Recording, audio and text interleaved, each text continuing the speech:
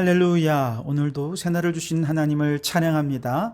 오늘도 주신 말씀 마음에 깊이 새겨서 말씀으로 충만한 하루를 살아가시기를 주님의 이름으로 축원합니다.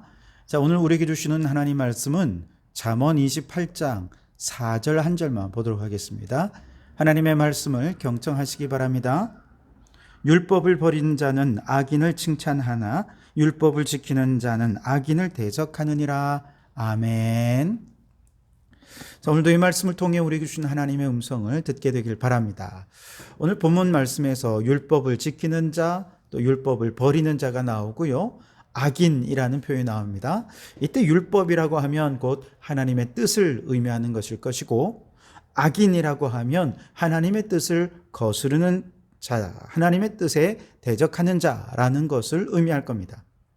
그래서 하나님의 뜻을 버린 자는 악인을 칭찬한다, 이 말은 시편 1편에 복 있는 자와 정반대로 사는 자들을 의미할 것입니다.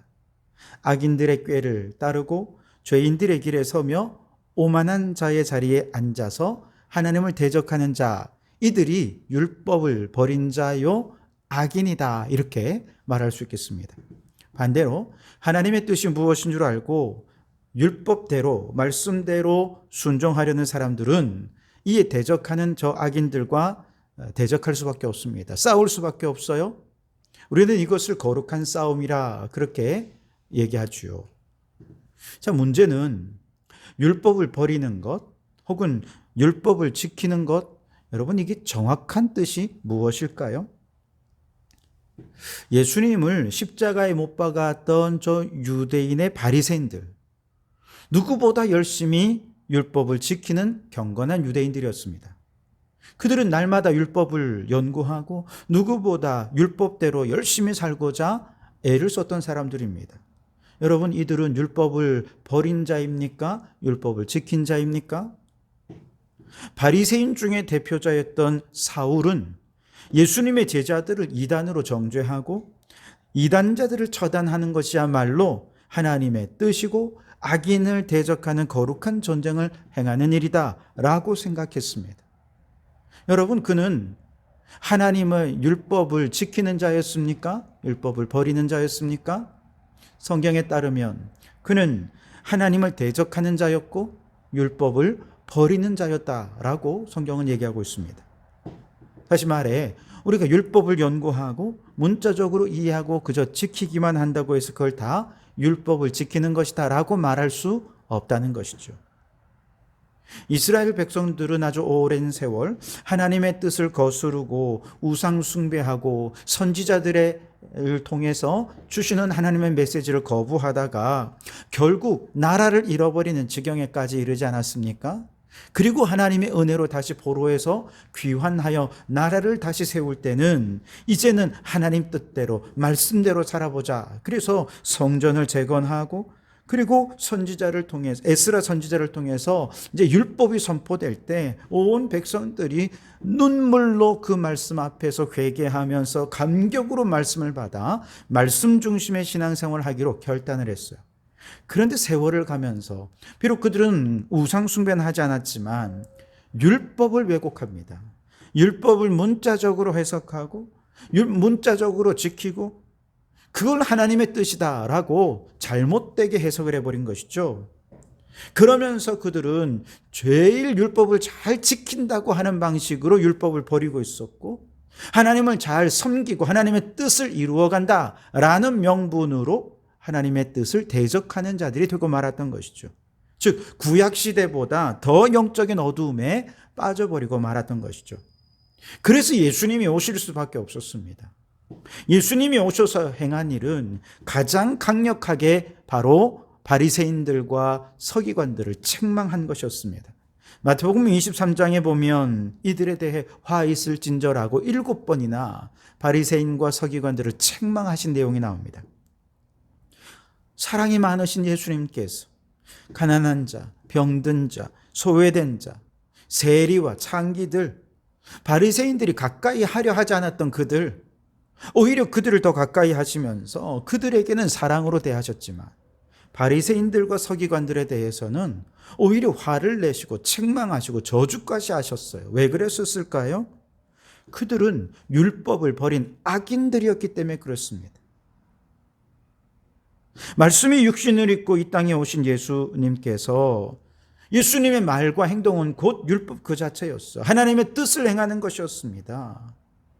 그런데 그 예수님을 처단하려고 하고 예수님을 십자가에 못 박아 죽이려고 하고 예수님을 향해 대적했던 바리새인들, 서기관들, 유대 율법주의자들, 대제사장들, 여러분 그들은 율법을 지킨다라고 하면서 오히려 하나님을 대적하는 자들이 되고 말았던 것이죠. 그래서 예수님께서 그들을 저주하셨고 책망하셨던 것입니다. 특별히 예수님께서 그들을 저주하신 지점 어떤 부분이냐? 우선 예수님께서 그들에 대해 총평하신 내용은 이렇습니다. 마태복음 23장에 보면 그들은 누구냐? 모세의 자리에 앉은 자로서 말은 그럴싸하게 잘하지만 행동은 없어요. 그래서 그 말은 지키되 행동은 따르지 말아라. 예수님께서 그렇게 말씀하셨습니다. 뿐만 아니라 이들은 누구냐? 남에게는 율법 위에 무거운 짐을 지우면서도 정작 자신들은 손가락 하나 까딱하지 않는 자들, 구별된 옷을 입고 자신의 거룩함을 과시하면서 잔치의 윗자리에 앉아 회당의 높은 자리에 앉아 시장에서 사람들에게 문안받기를 좋아하는 그런 사람들, 랍비님 그렇게 칭찬받는 거 좋아하는 사람들, 바로 그들이 바리새인과 서기관들이라는 것이죠. 겉으로 보기에는 멀쩡하지만 사실은 그 속에는 과시욕과 명예욕으로 탐욕과 욕망으로 가득 차 있는 외식주의자들, 이들을 주님께서 책망하셨던 것이죠. 좀 더 구체적으로 예수님께서 이들을 책망하신 7가지 책망의 내용을 살펴보면, 먼저 마태복음 23장 13절에 화 있을진저 외식하는 서기관과 바리새인들이여, 너희는 천국 문을 사람들 앞에서 닫고 너희도 들어가지 않고 들어가려 하는 자도 들어가지 못하게 하는도다 라고 말씀하십니다. 한마디로 저 사람이 천국 가면 난 천국 안 가겠습니다 라는 이야기를 듣는 사람, 이들이 바리새인들이고 서기관들이라는 것이죠. 저 사람 때문에 난 천국 가기 싫고 아무리 천국이 좋다 해도 저 사람이 가는 천국이라면 난 안 가고 싶다, 이런 말을 들을 정도로 행실이 덕이 되지 못하는 사람, 그들은 율법을 버리는 자들입니다. 교회는 다녀도 예수님을 믿는 사람들이 아니라는 거예요. 이런 사람들은요, 정말로 회개해야 합니다. 15절에 보면 화 있을진저 외식하는 서기관들과 바리새인들이여, 너희는 교인 한 사람을 얻기 위하여 바다와 육지를 두 다니다가 생기면 너희보다 배나 더 지옥 자식이 되게 하는도다 그랬습니다.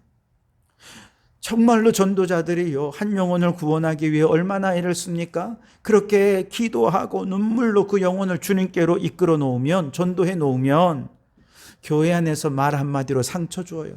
실족하게 만들죠. 때로는 교회 안에 이파저파로 나누어서 막 싸우는 거, 이편 저편으로 나누어서 싸우고 욕하고 미워하고 분노하고 주일날 예배를 드리지는 못하는 그런 상황이 된다면, 이제 막 예수님을 믿기 시작한 사람들 실족하지 않겠습니까? 심지어 예수 믿는다고 내가 사랑으로 도와주겠노라 하면서 뒤통수 치고 사기치는 사람들, 이런 사람들은요, 오히려 예수님을 믿기 위해 교회에 나왔던 이 사람들이 실족해서 교회를 떠나게 만들고 교회에 대해 이전보다 더 큰 악의를 품게 만들기에, 이런 사람은 결코 율법을 지키는 사람이 아니다, 교회는 다니지만 예수 안 믿는 사람들이다, 이렇게 얘기할 수 있습니다.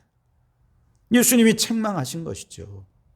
16절에 화 있을진저 눈먼 전도 인도자여, 너희가 말하되 누구든지 성전으로 맹세하면 아무 일 없거니와 성전에 금으로 맹세하면 지킬지라 하는도다 그랬습니다. 여러분, 예수님을 믿는 이유는 예수님을 더 사랑하게 되어야죠. 신앙생활을 열심히 하면 할수록, 성경을 읽고 기도하고 예배드리고 그러면 그럴수록 예수님을 더 사랑해야 되는데, 오히려 신앙생활을 열심히 하면 할수록 교회의 낡은 전통에 더 첨착하게 만듭니다.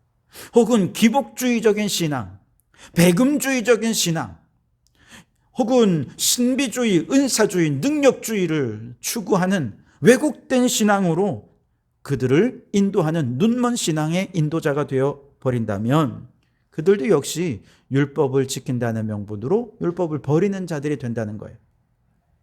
23절에는 화 있을진저 하시면서 너희가 박하와 회향과 근처의 11조는 들이되 율법에 더 중한 바 정의와 긍휼과 믿음은 버렸도다 그랬습니다. 율법의 행위는 열심을 내면서 율법의 핵심적인 가치, 율법의 핵심적인 정신, 하나님의 뜻, 이것은 버리는 자들. 성경의 문자적인 의미에 집착하면서 성경에 담긴 진정한 하나님의 메시지는 버리는 사람들, 그들도 역시 율법을 버리는 자들이라는 것이죠. 25절, 27절에 보면 우선 잔과 대접의 겉은 깨끗이 하되 그 안에는 탐욕과 방탕으로 가득하게 하는 사람.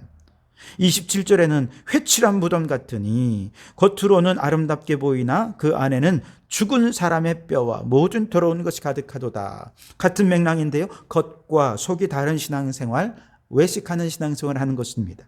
겉으로는 거룩하고 경건한 신앙생활 하는 것 같지만 그 속사람은 세속적인 것을 추구하고 예배드리는 모습은 너무나도 경건하고 막 눈물로 감격스럽게 어쩜 저렇게 신앙생활 잘하나 싶지만 일상에서 그 사람의 모습 보면 전혀 예수 믿는 사람 같지 않아요. 복음의 생기가 느껴질 수 않아요. 이런 사람 하나님의 뜻을 대적하는 율법을 버리는 자가 되고 만다는 것이죠. 29절 말씀에도 화 있을진저 하면서 너희는 선지자의 무덤을 만들고 의인들의 비석을 꾸미며 이르되 만일 우리가 조상 때에 있었다라면 우리는 그들이 선지자의 피를 흘리는데 참여하지 아니하였으리라 하니 그러면 너희가 선지자를 죽인 자의 자손임을 스스로 증명함이로다. 무슨 뜻이냐? 선지자들의 입을 틀어막고 감옥에 가두고 선지자들을 죽이면서 하나님의 메시지를 거부했던 이스라엘의 선조들, 그들이 비난하더라는 것이죠. 그런데 비난하면서 어떻게 해요? 똑같이 닮아가는 거. 그들이 지금 바리새인과 서기관들의 모습이라는 것이죠. 그래서 눈앞에 찾아오신 하나님의 아들 그리스도인 예수님을 몰라보고 예수님의 메시지를 비난하고 예수님을 결국 십자가에 못 박아 죽이며 그렇게 하나님을 대적하는 자들이 된 이들 모두가 다 율법을 버린 자들이 되고 만다는 것이죠. 그렇기 때문에 우리는 서기관과 바리새인들처럼 율법을 껴안고 매일 율법을 묵상하고 매일 예배드리고 말씀 듣고 그러면서도 율법을 버리고 악인의 편에 서고 예수님을 십자가에 못 박고 진리를 십자가에 못 박고 그렇게 율법을 버리는 자가 되지 말고 이제 우리는 날마다 성경을 읽고 묵상하되 내 생각은 버리고 주님이 뭐라고 말씀하시는가 귀 기울여서 말씀을 읽고 묵상하면서 우리는 예수님을 더 사랑하게 되고 말씀을 듣기만 하는 자가 아니라 말씀하신 대로 행하면서 외식하는 신앙과 탐욕과 욕망을 버리기 위해 나의 내면에 있는 악과 날마다 맞서 싸우는 영적 전쟁을 수행하는 자, 더 나아가서 말씀대로 순종하기 위해 이 사회의 정의와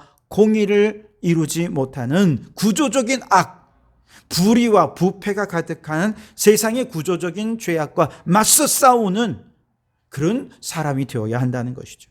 그리고 더 나아가 피조물을 파괴하는 인류의 죄악에 맞서서 생명을 구원하고 하나님의 창조 질서를 회복하기 위해 저 악인들과 대적하는 이들이 율법을 지키는 자라는 것이죠. 그러므로 여러분, 교회 안에서는 우리의 내면과 싸우십시오. 내면의 탐욕과 욕망과 방탕과 싸우십시오. 그리고 이 세상에 나아가서는 사회 구조적인 죄악과 맞서 싸우는 공의로운 사람이 되십시오. 더 나아가 피조물을 파괴하는 인류의 이 거대한 죄악과 맞서 싸우면서 율법을 지키는 자, 말씀이 육신이 되신 예수 그리스도를 사랑하는 자, 그 예수님을 더 닮아가는 자로 살아가는 우리 모든 성도들이 되시기를 주님의 이름으로 축원합니다. 기도하겠습니다. 주님, 율법을 지킨다 말만 하는 자가 아니고 형식적, 문자적으로 율법을 지키는 외식하는 자도 아닌 하나님의 말씀을 전심으로 섬기고 따르는 자가 되게 해 주시옵소서. 이를 위해 끊임없이 하나님의 뜻을 대적하는 대적들과 싸우는 자가 되기를 원합니다.